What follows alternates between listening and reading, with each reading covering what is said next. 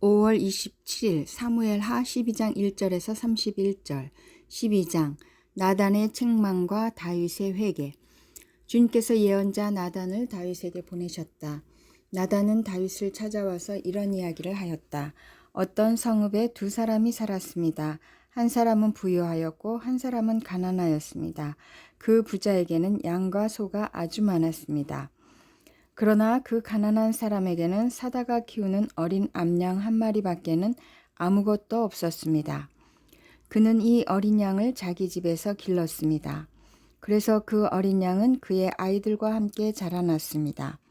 어린 양은 주인이 먹는 음식을 함께 먹고 주인의 잔에 있는 것을 함께 마시고 주인의 품에 안겨서 함께 잤습니다. 이렇게 그 양은 주인의 딸과 같았습니다. 그런데 부자에게 나그네 한 사람이 찾아왔습니다.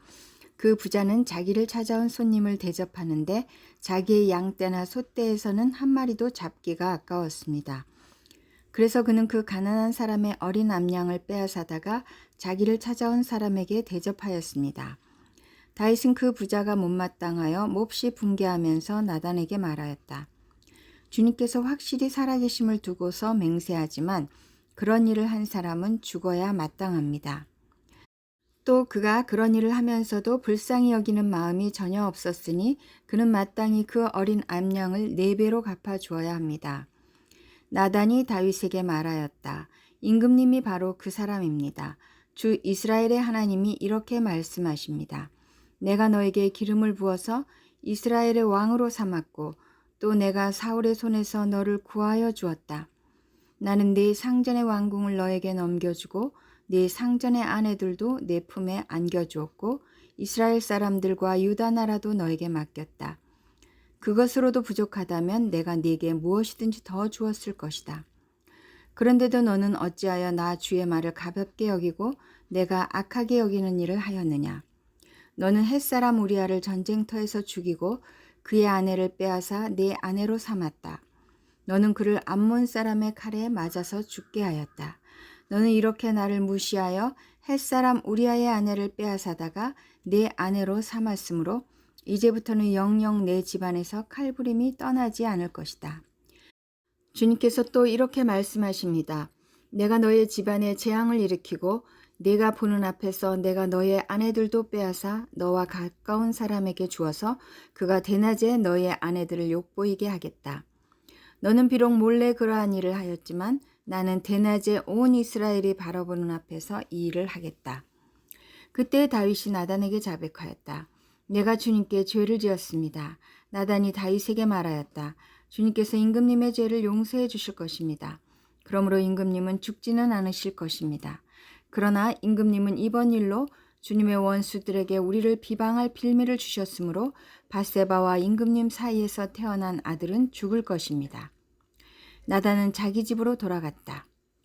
다윗의 아들이 죽다. 주님께서 우리아의 아내와 다윗 사이에서 태어난 아이를 치시니 그 아이가 몹시 앓았다. 다윗이 그 어린아이를 살려달라고 하나님께 간절히 기도를 드리면서 금식하였다.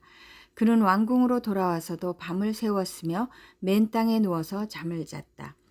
다윗 왕궁에 있는 늙은 신하들이 그에게로 가까이 가서 그를 땅바닥에서 일으켜 세우려고 하였으나 그는 일어나려고도 하지 않고 또 그들과 함께 음식을 먹으려고도 하지 않았다.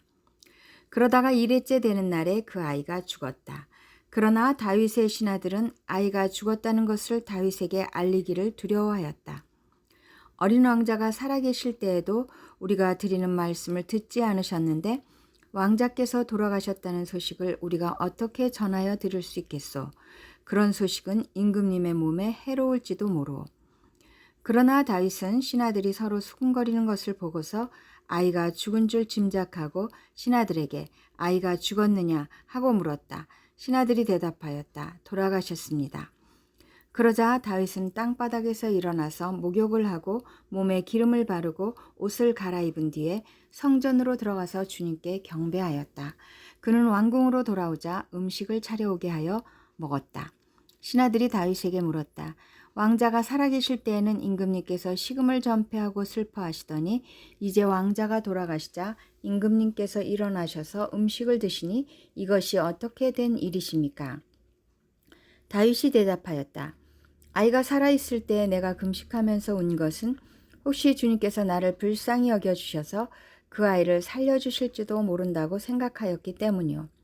그러나 이제는 그 아이가 죽었는데 무엇 때문에 내가 계속 금식하겠소? 내가 그를 다시 돌아오게 할 수가 있겠소? 나는 그에게로 갈 수 있지만 그는 나에게로 올 수가 없소. 솔로몬이 태어나다. 그 뒤에 다윗이 자기 아내 밧세바를 위로하고 동침하니 그 여인이 아들을 낳았다.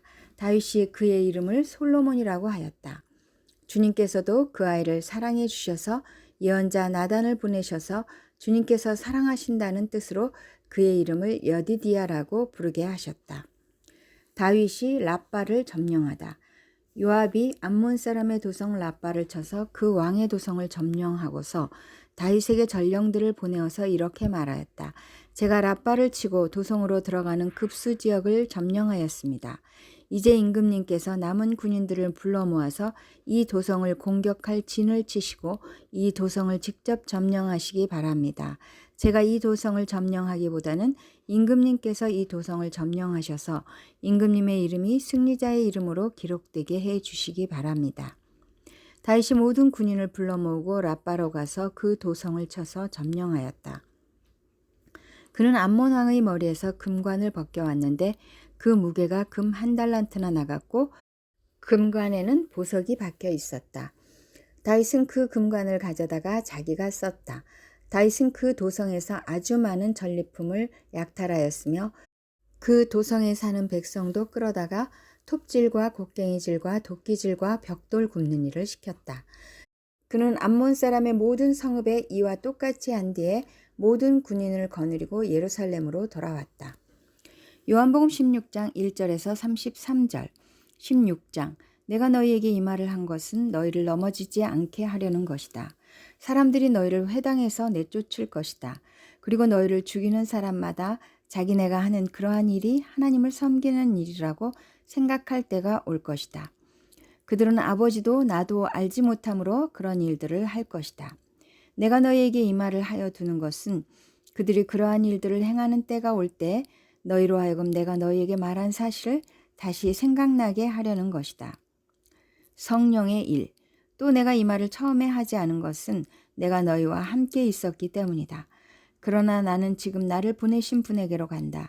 그런데 너희 가운데서 아무도 나더러 어디로 가느냐고 묻는 사람이 없고 도리어 내가 한 말 때문에 너희 마음에는 슬픔이 가득 찼다.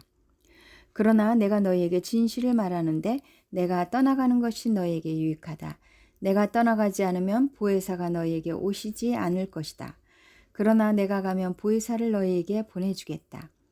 그가 오시면 죄와 의와 심판에 대하여 세상의 잘못을 깨우치실 것이다. 죄에 대하여 깨우친다고 함은 세상 사람들이 나를 믿지 않기 때문이요. 의에 대하여 깨우친다고 함은 내가 아버지께로 가고 너희가 나를 더 이상 못 볼 것이기 때문이요. 심판에 대하여 깨우친다고 함은 이 세상의 통치자가 심판을 받았기 때문이다. 아직도 내가 너희에게 할 말이 많으나 너희가 지금은 감당하지 못한다. 그러나 그분 곧 진리의 영이 오시면 그가 너희를 모든 진리 가운데로 인도하실 것이다. 그는 자기 마음대로 말씀하지 않으시고 듣는 것만 일러주실 것이요 앞으로 올 일들을 너희에게 알려주실 것이다. 또 그는 나를 영광되게 할 것이다. 그가 나의 것을 받아서 너희에게 알려주실 것이기 때문이다. 아버지께서 가지신 것은 다 나의 것이다.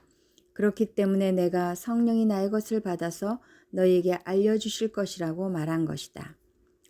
근심이 기쁨으로 변할 것이다. 조금 있으면 너희는 나를 보지 못할 것이다. 그러나 또 조금 있으면 나를 볼 것이다. 그의 제자 가운데서 몇몇이 서로 말하였다. 그가 우리에게 조금 있으면 나를 보지 못하게 되고 또 조금 있으면 나를 볼 것이다 하신 말씀이나 내가 아버지께로 가기 때문에 라고 하신 말씀은 무슨 뜻일까? 그들은 말하기를 도대체 조금 있으면이라는 말씀이 무슨 뜻일까?